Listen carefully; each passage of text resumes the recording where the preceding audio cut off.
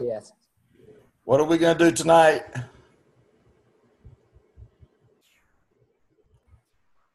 All right, Tim, I can shoot. I'm ready. For example 4.3, for D, is the D just a debt for this particular problem? Example 4.3. Yes. Yeah. Great. So D is 500. Great.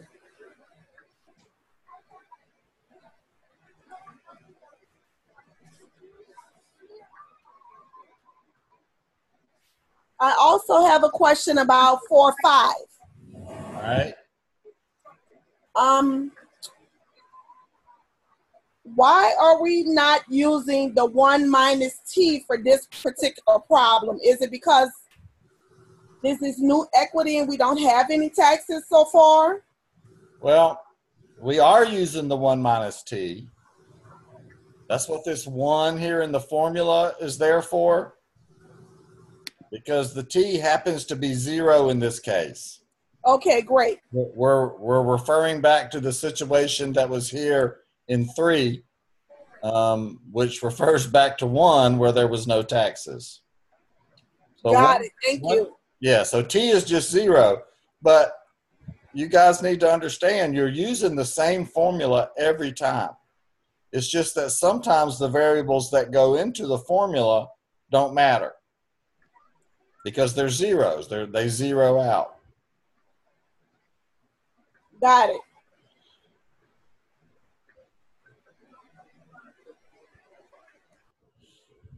Hello? Hey, what's up, TB? Yeah, hi, it's Tabitha. I'm on my way to work, but I sent an email yesterday asking, please, if you could do on the practice problems number 4 and explain it conceptually, but I didn't hear a response back. Okay. Can you please do that for me? And I got to go to work. Thank you. All right, have a good work. Thank you. Bye-bye. How do I log out of here?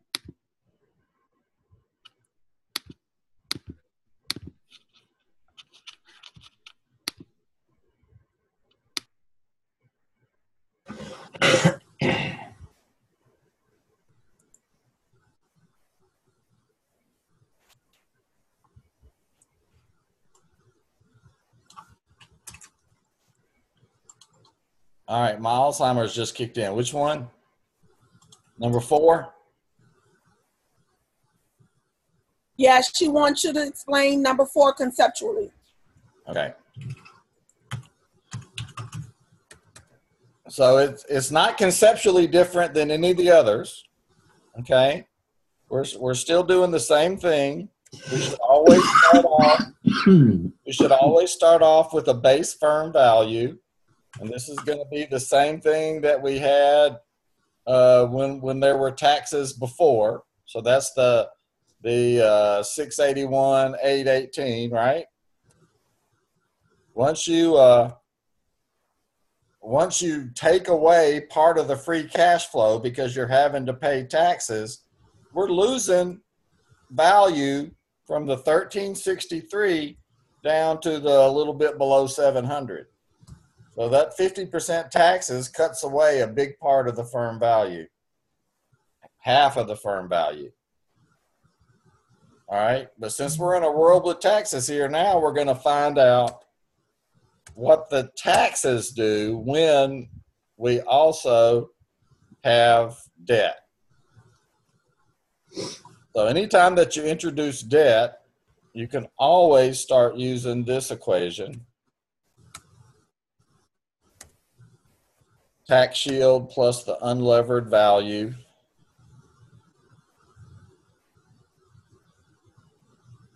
because we're starting to get a debt tax shield.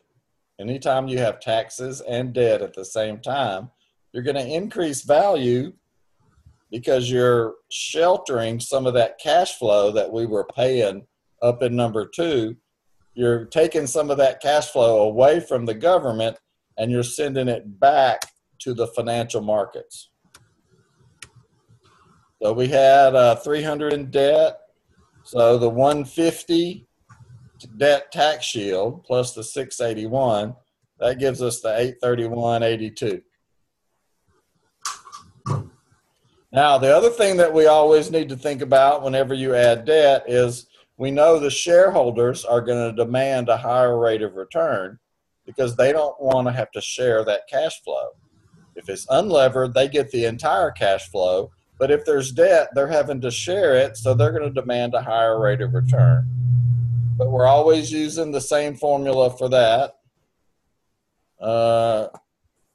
And to keep me from making a big boo-boo, I'm just going to go cut and paste it from here.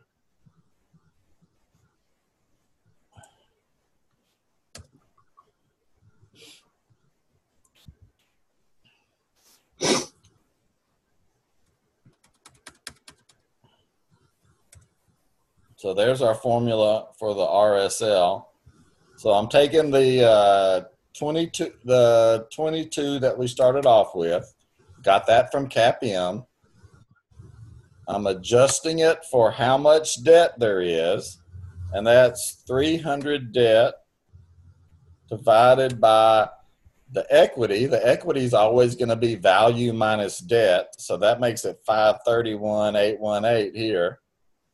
That's a debt to equity ratio. They use that in accounting. We didn't use it when we did ratios because we wanted to do the equity multiplier instead. I wanted to do the equity multiplier instead. There's taxes, so 1 minus T is 0.5. And the end of that is the difference between the debt rate and the RSU. And this is a 3%, 2% debt. Okay, so because we started using debt, the shareholders demand that higher return. Do you mind if I listen to this for a second? Say what?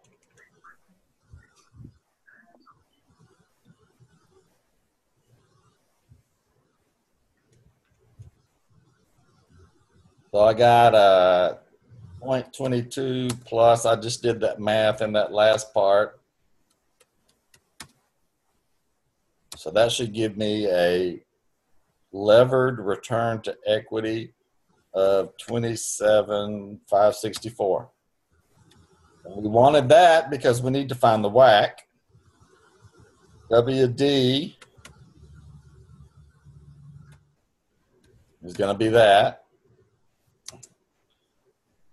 Debt rate is still the same, times 1 minus T.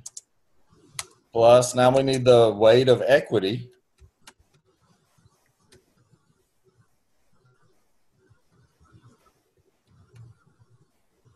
Times this new number we found to get our WACC, which we found to be 1803. Let me check myself, make sure I haven't plugged something in wrong here.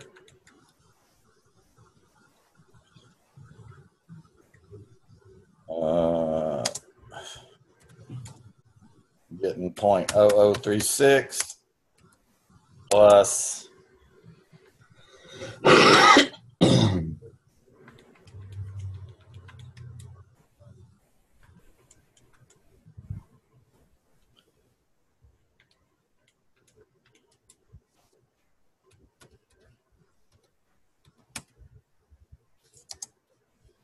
is that 1803?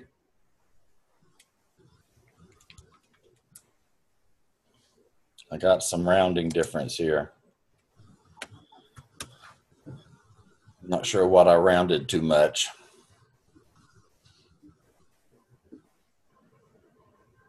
Does anybody see an obvious substitution error?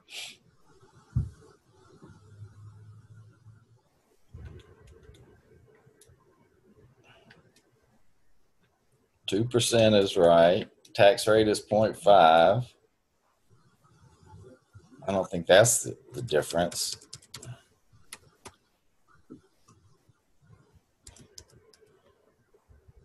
Is anybody looking at their RSL?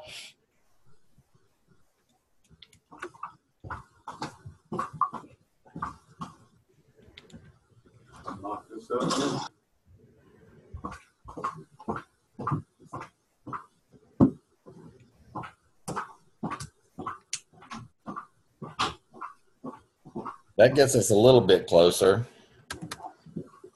but not close enough.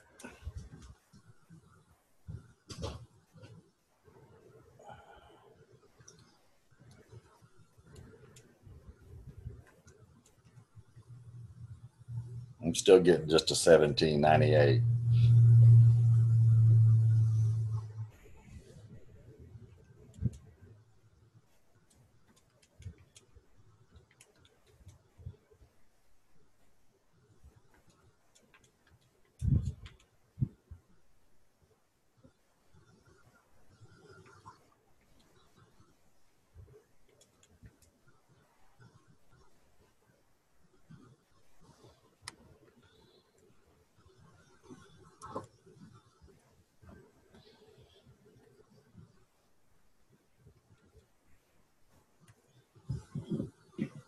I might have done that on a spreadsheet where it's not.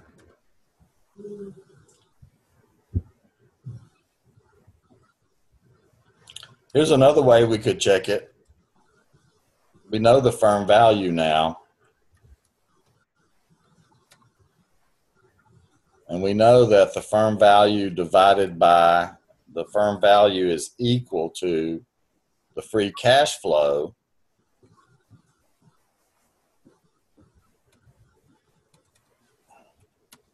which is 150, divided by the WACC.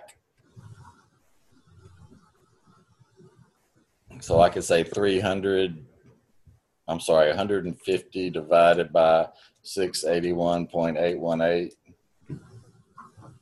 That's giving me the 22 from here with no debt. Man. I should have put the 831 in there.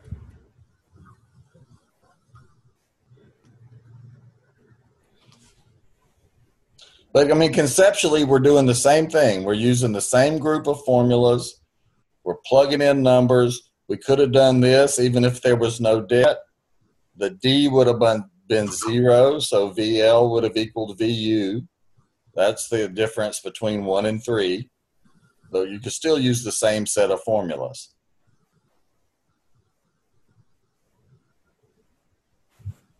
So I don't know if that's what Tabitha was looking for, but conceptually, that's what we're doing.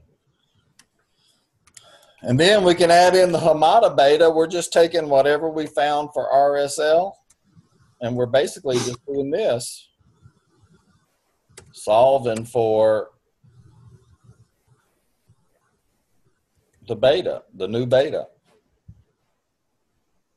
So you could take this 27564 and plug it in there, and you'll get the answer for number 5, I guess it is.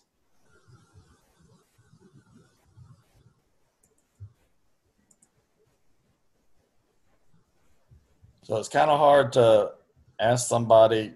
Tim, can you pull that back up? Yeah.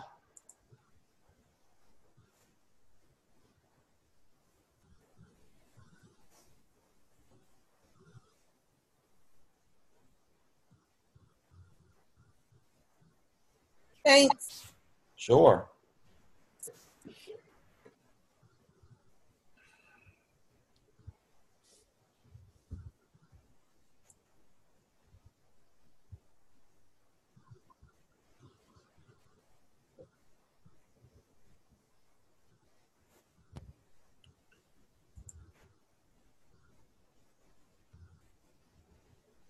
Did I plug that 5 in there out of the middle of nowhere?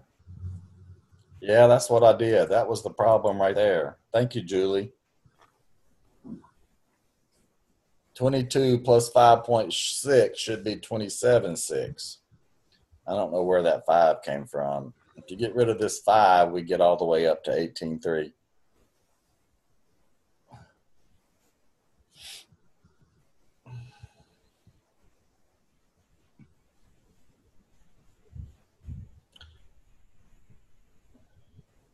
Julie, you're in charge of math for the rest of the week. You don't ever want to put me in charge of math. It's too late.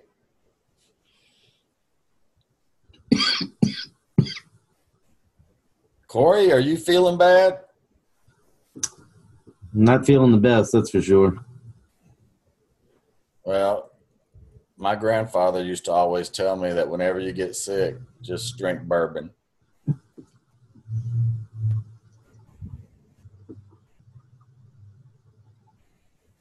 This is the South. Shine will burn it right out. That's what they told me the other day.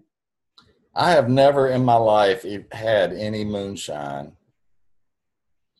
Well, come to Atlanta.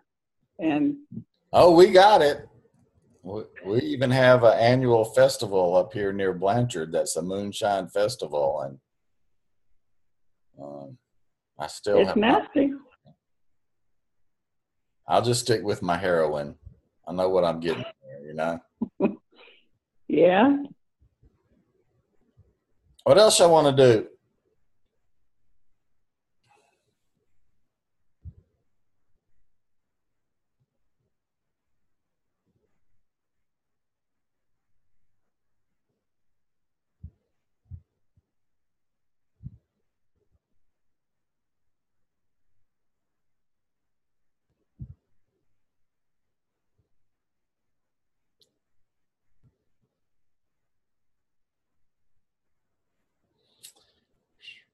Wow, y'all were hoping that somebody like Jonathan or somebody would come and carry y'all. Is this test, what's the percentage as far as concepts and math? I think concepts was more than 30% this time. So the test 4 will be 70% math? No, 30% math. And 70% concept. Yeah, I mean, that's the universe that you're drawing from.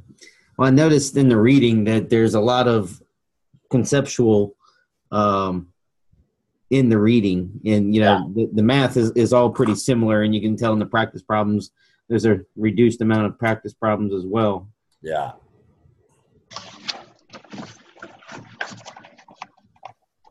Switched up my study habit for the last test, and that obviously was not a good idea.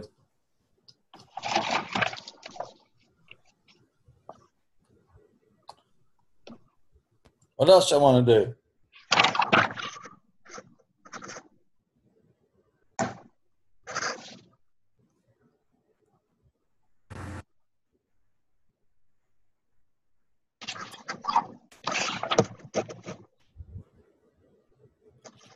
So no burning issues going on tonight. I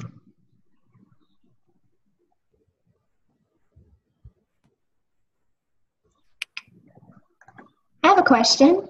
Let's do it, Tony.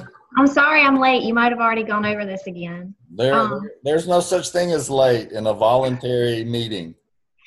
Okay. On page, let's see, on the 4th page of the reading, in the first paragraph, I just need a little more explanation, I guess, of the very last sentence. It's just explaining bankruptcy costs and the effect, debt tax shield and the WAC falling with the present value of the bankruptcy costs, just the whole last little part of that paragraph. Well, I mean, bankruptcy causes deadweight losses to everybody involved. Mm-hmm. Okay. Just a quick story. I grew up in Monroe, Louisiana, and the only way to get from out in East Monroe, where I live, to the rest of Monroe, you had to go on this road that went right by the bayou. Right across the street for this bayou at one point of this road, there was a drive-in theater, if anybody's old enough to remember those. There was a drive-in theater, and there was this little butcher shop. And apparently the guy that ran the little butcher shop went bankrupt. He wasn't paying his bills. And so the electric company shut off his power. So what happens to the value of a butcher shop when they don't have any power?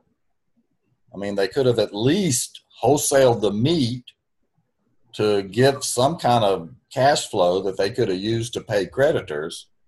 But because that one creditor said, okay, you're not paying for your power, so you're not getting any power, that just causes losses to everybody else. I'm not saying that the power company was wrong to do that. I'm just giving you an example of the kind of thing that happens in bankruptcy. Value just gets destroyed by the entire process of bankruptcy. You got to pay the lawyers. You got to pay the bankruptcy trustees. So there's just all kinds of destruction of value. So if I'm a creditor and I'm lending money to somebody, I'm thinking about the probability that they're not going to pay me back and how much I'm going to lose if they don't pay me back. That's bankruptcy costs. So according to agency theory, as it exists between creditors and borrowers, the creditor should go ahead and charge the present value of the expected future bankruptcy costs as part of the interest rate. Whenever we did bonds back in Module 2, we talked about how there was a default risk premium. You know, part of the default risk premium is probably the present value of the expected bankruptcy costs. It just hasn't been modeled very well by anybody yet. It hasn't been modeled in a way that that we can use to predict what interest rates on things should be. So that's what that's talking about. But we start off, let's say we start off with no debt. I start introducing debt to my firm, and I start getting a tax advantage. That increases firm value. So I keep on adding debt. The more debt I add, the bigger the tax advantage goes, until I get to the point where the present value of the bankruptcy cost is so high that the bad thing about debt outweighs the good thing. And that's what trade-off theory is talking about. Trade-off theory is you do something until the benefits of doing it are exactly equal to the cost of doing it, and then you stop. That's the optimal level. So when trade-off theory was first invented, they were talking about we're going to set the tax benefit equal to the bankruptcy cost, and that's the optimal amount of debt. But there are other good and bad things about debt that could be thrown into that kind of a framework. So at first, debt is good, but when I get too much debt, it becomes bad, because the bad outweighs the good. And that makes, that makes a lot of common sense. I mean, there's good and bad things about everything. We should always be fully considering the benefits and the cost of everything we do, and we should try to only make decisions where the benefits outweigh the costs.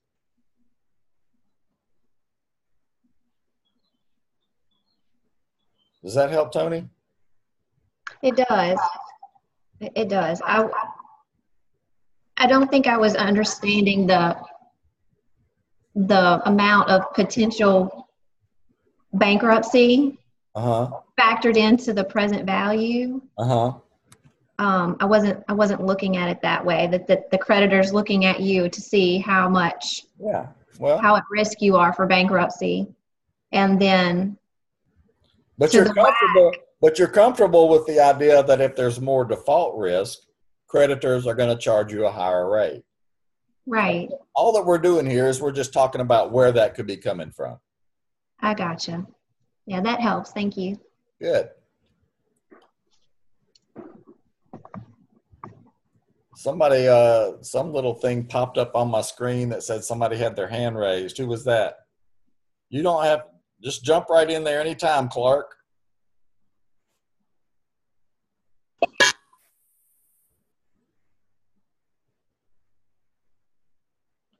Melanika, you have the floor if you would like it. Sorry, I didn't mean to raise my hand. Oh, you didn't? All right. No. You're just punching buttons again, aren't you? Sorry. All right. What else y'all want to do?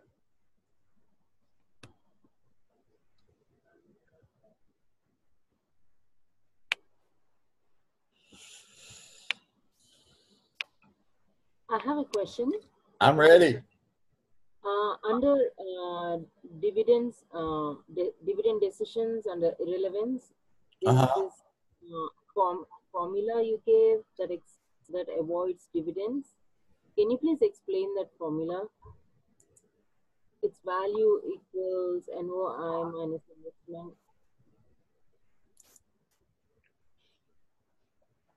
All right, so I'll do all of them. How about that? Oh, thank you. So a constant growth. Somebody's having a party. Constant growth dividend is going to be the old dividends that just grow. So this is like where the idea for the Gordon growth model comes from. You can do it on a per share basis like we did in the Gordon growth model, or you could do it for the firm's total dividends, which is what we're doing here in this module. Okay, and the idea is that if I can just, keep that dividend growing a little bit every year, then the market's going to react well to that. It might be a signal that my cash flow is getting better. The next way to think about dividends was called the constant payout. So what we would do there is I would find some kind of historical payout ratio, which is some kind of an old total dividends divided by some kind of a old net income. That's called a payout ratio. What percentage of my net income do I pay out as dividends? And that means that investors can expect that my dividend, when I declare it, is always going to be close to that percentage of total net income. So if a firm announces an increased dividend and I believe they're using a pretty constant payout ratio, then that means they're really sending a signal that they think net income is going to be bigger. If they didn't think net income is going to be bigger, they wouldn't be raising the dividend. And then the third one is that basically we don't really care about dividends. So we're going to do everything else that we can with our net income. We're going to spend it on projects. We're going to do whatever else we need to do. And then if I still have some net income left over after I've spent all of it that I wanted to, well, hell, we'll just pay it as a leftover to the shareholders. So that would be a residual strategy.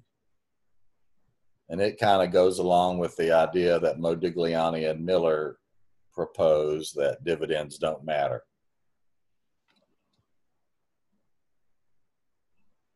So those are the three formulas that we associate with dividends. Sometimes this gives people trouble.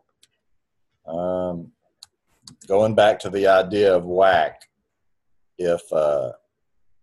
if we're locked into a capital structure, then that means that the amount of retained earnings I need is going to be whatever the weight of equity is times my planned new spending. All right, so if I use half debt and half equity and I'm going to spend $1 million, that means I'm going to use $500,000 of retained earnings if I can to buy those.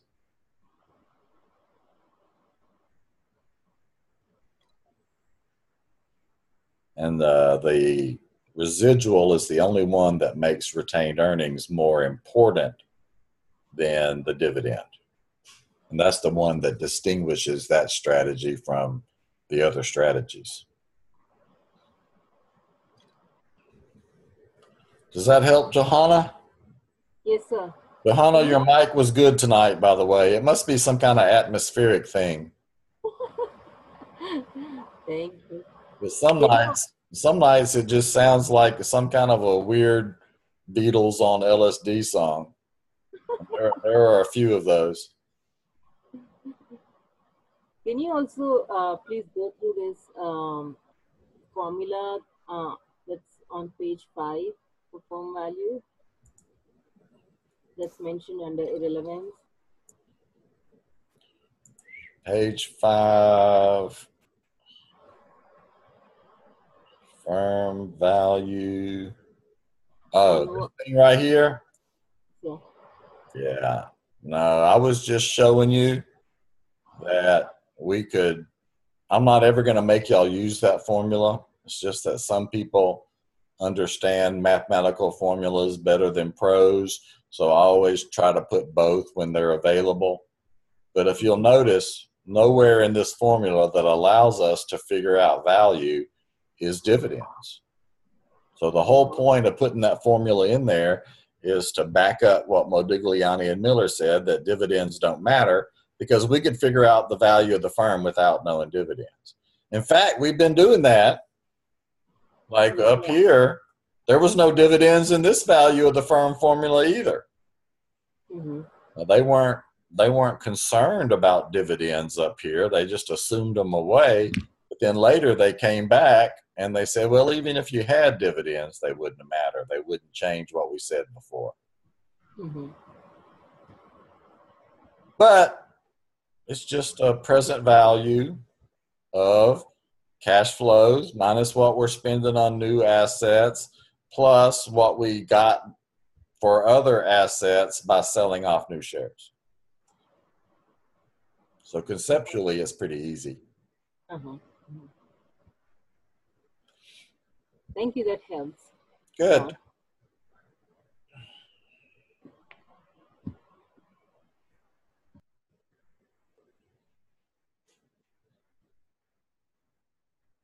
Tim, I know you just gave us part of the problem for, well, part of the answer to plug in for practice problem 5. Okay. But I'm still having problems setting up that beta, coming up with that beta.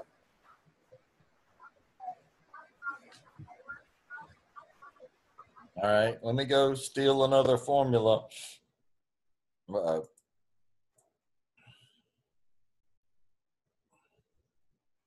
You guys need to spend like 7 minutes before the exam looking at this formula right here and making sure you understand what everything in that formula is. Because when I've graded test 4s before, people will be plugging the levered beta in where the unlevered beta goes, or vice versa. All right, so the unlevered beta is what their beta is if they don't have any debt. The levered beta is what their beta is if they do have debt. So that is a common error that I see, and I would like to not see it because it makes it a lot easier for me to grade. Purely selfish motives, not altruistic at all. All right, so in that problem, we're going all the way back up to number 1. The beta was a 2 up there, right? Yep, twice as risky, so our beta's a 2. So that's the unlevered beta. So I'm going to plug that in there. And then I got this big bracketed term that I'm going to multiply times that. It's going to be 1 plus the 1 minus t, which is a 0.5, times the d over s. And we ended up with, was it 300 divided by, was it 531, 818?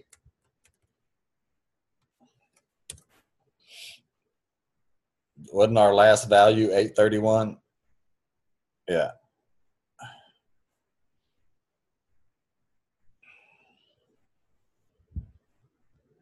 So I would do the 300 divided by the 531 first. So I bet you're just having an order of operations problem. Then I'm going to multiply that times 0.5. Then I'm going to add 1. And then I'm going to multiply that times 2.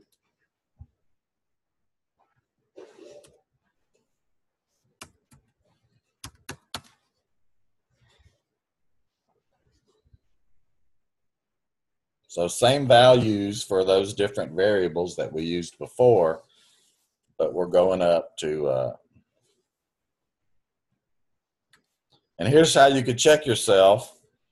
You could say 2.564 times RM minus RF, which is 12 minus 2,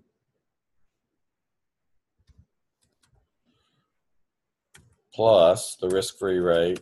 So I'm just plugging it into CAPM, and when you do that, you get 2764,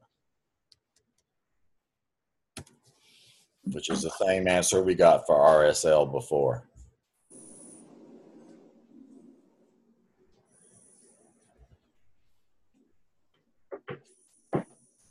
But just remember your order of operations.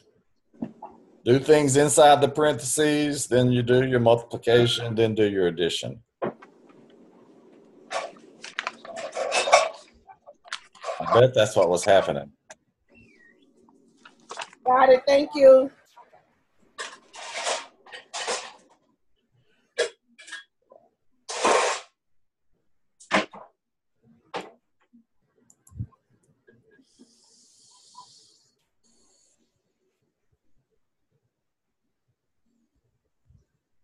What else, guys? I have another question. Tony, let's do it. Yes. Same page that we were just on. Uh-oh. Yeah, let's see. I already moved pages, though. Oh, that's right. I'm sorry. Well, let's see. What page is this? We're talking about bankruptcy costs. Yeah, well, let's see. 1, 2, third page, the paragraph right above example 4.5.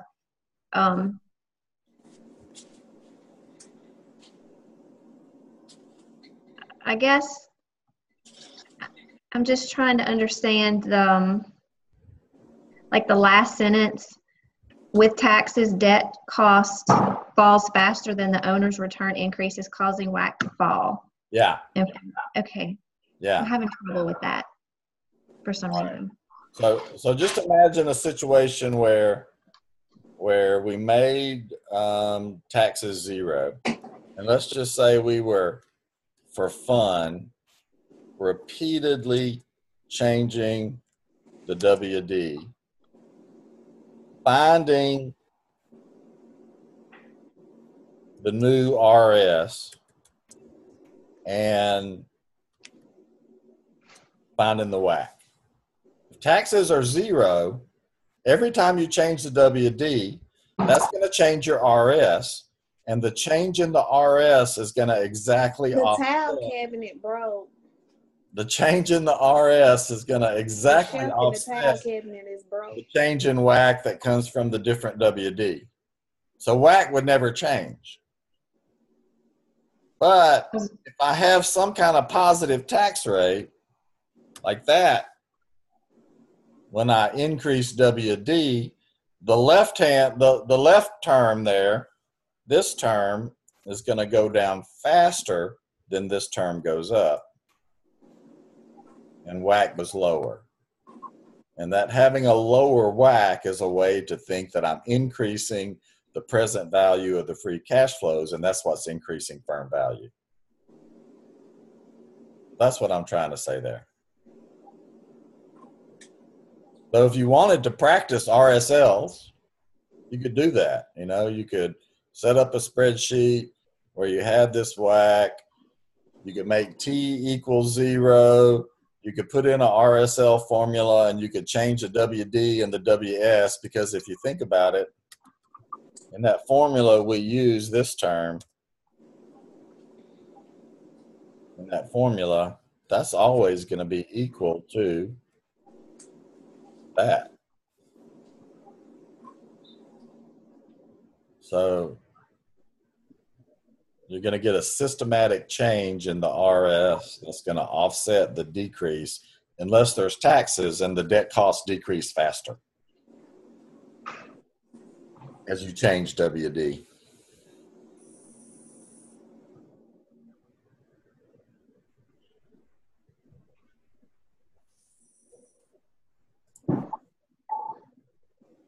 And that's all I have to say about that. Thank you. Can you explain clienteles a little bit? Yeah. Grasping that. Clienteles are people who might have a very good reason to prefer one thing over another. Okay? Mm-hmm. So there could be tax clienteles. Normally an investor, if all they care about is rate of return, then they ought to look at the after-tax rate of return. So whatever kind of rate they're earning, they should adjust it for taxes. So it may be that if I'm in a very high tax bracket, I'd be better off investing in like a municipal bond where I don't have to pay taxes, even though it's going to have a much lower yield than a taxable bond, because it's the after-tax yield that matters. But on the other hand, if I'm in a situation where I don't pay taxes, then I don't care what T is. I'm just going to go for the biggest R, provided the risk is the same and all that kind of stuff. So that would be a tax clientele. If I'm a church, if I'm a nonprofit, if I'm a for-profit business that has a lot of tax carry forwards or a lot of deductions, then I don't care so much about paying tax on my interest. So I could go for the higher rate even though it was taxable. But that, you would never expect to see a nonprofit invest in municipals. I mean, why would you do that? You don't have to pay taxes anyway. So that's a tax clientele. There could be age clienteles. There could be a bunch of other kind of clienteles. Okay. Like an age clientele, you would expect old people to prefer cash flow. An older person doesn't want to have to call off their broker and sell off some of their investment portfolio every time they want to go to the grocery store. Transactions costs would eat them alive.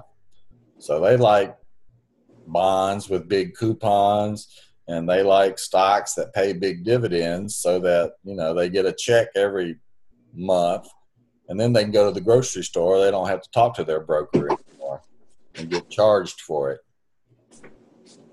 Whereas young people, theoretically, you're at the height of your earning power. You're generating all kinds of cash flow from going to your job. Hopefully you're saving some of that cash flow, but you don't need extra cash flow now from your investments. So you should be more interested in capital gains. That's what we're talking about with clienteles. Okay, that makes a lot more sense. Thank you.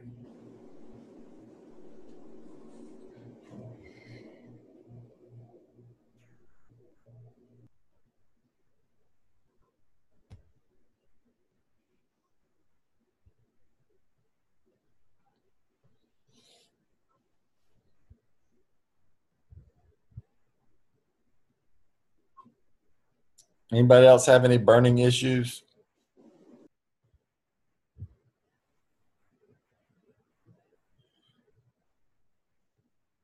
Gavin, is that Muhammad Ali behind you? It is. Ali and Liston. I met Muhammad Ali before. Really? Yeah. My dad was the president of what is now the University of Louisiana Monroe. Mm-hmm. And he was able to get Muhammad to come speak on campus. I'm not sure exactly what the occasion was. I was probably 13 or 14 years old. And I remember I remember that, despite all the video clips and stuff you see of him, this was already after he started to be sick. Mm-hmm. I mean, he basically just sat there, and he had his wife, Mrs. Ali, might have been the most beautiful woman I have ever seen in person. She was absolutely gorgeous, and she did all the talking. She was obviously in control of that situation. But then whenever he actually gave his talk, he did very well. It's just that, sitting around in the living room at my dad's house, he just kind of sat there. He was very nice and polite, but not the public perception that you usually have from him being on camera with Howard Cosell and stuff. No, he was very animated. Yes. And glib. Yep. He was definitely a showman. It's a great picture, though. Yep. I still got all my old Sports Illustrated somewhere around here. I saved them all just because of all the great pictures that is in it. And the swimsuit issues.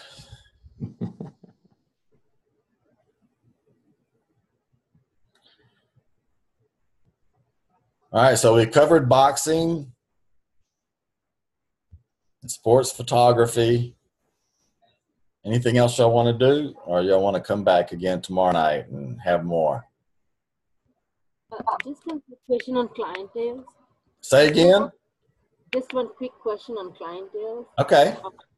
You said that, the taxes on capital gains can be postponed, lowering the present value. Yes, yes. Can you explain that a little bit, please?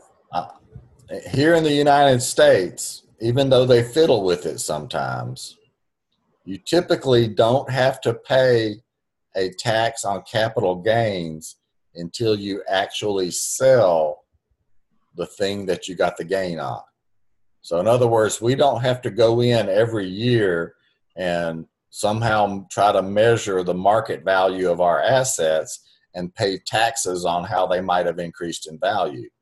We only do that when we sell it, and you compare the selling price to the price you obtained it at, and you have to pay tax on the gain. Okay.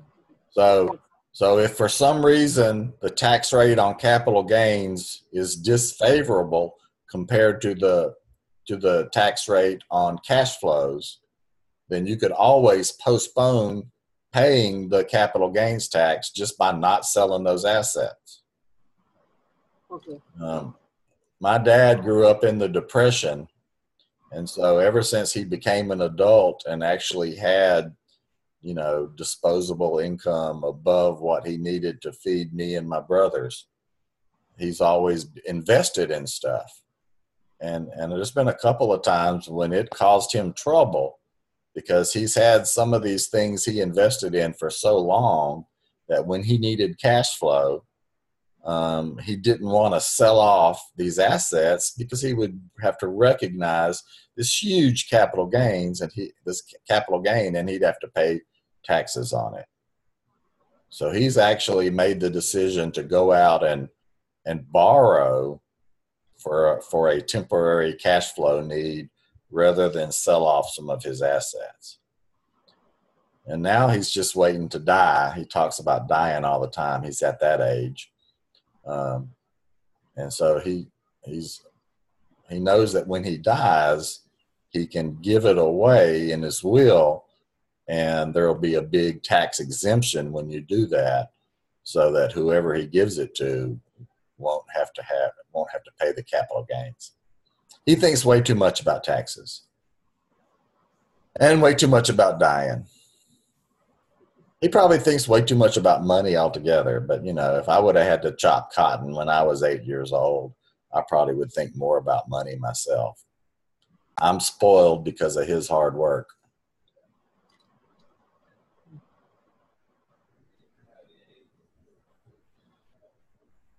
What else?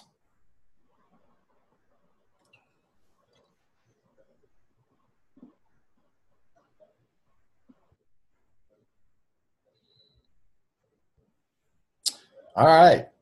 I think my wife has brought me a Twisted Root hamburger. And I think that my youngest son has brought a new girl home for us to meet. So I owe y'all 9 minutes. See y'all next time.